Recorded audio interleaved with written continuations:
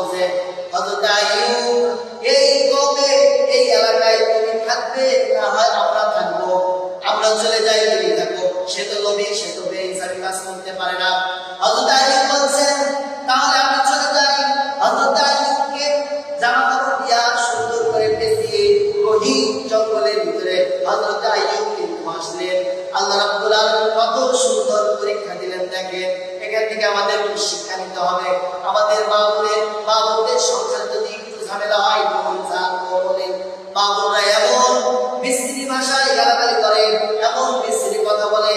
দেখেন হযরত আইয়ুব আলাইহিস সালামের স্ত্রী বিবি রহিমা তার সাথে হযরত আইয়ুবের সাথে চলে গেলেন। তখন ঘরের ভিতরে রয়েছে বিবি রহিমা, জামা কাপড় গোছাচ্ছে। অনেক বিবিরা তো বিদায় নিয়ে চলে গেছে, কিন্তু হযরত আইয়ুব আলাইহিস সালামের একদম ভালোবাসার মন প্রাণ দিয়ে বিবি রহিমা সেই রহিমা গোছাচ্ছে। হযরত আইয়ুব লক্ষ্য করছে, দেখছে যে আমার বিবি রহিমা কি করে। তখন হযরত আইয়ুব আসছে, দেখছে বলছে, ও বিবি রহিমা তুমি এই জিনিসপাতি গুছিয়ে কোথায় যাচ্ছ?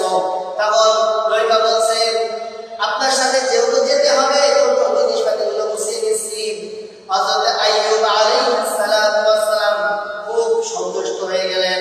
হাদিসের riwayat আছে হযরত ইউসুফ আলাইহিস সালামের পত্নী তার সাথে বিবাহ দেওয়া হয়েছে।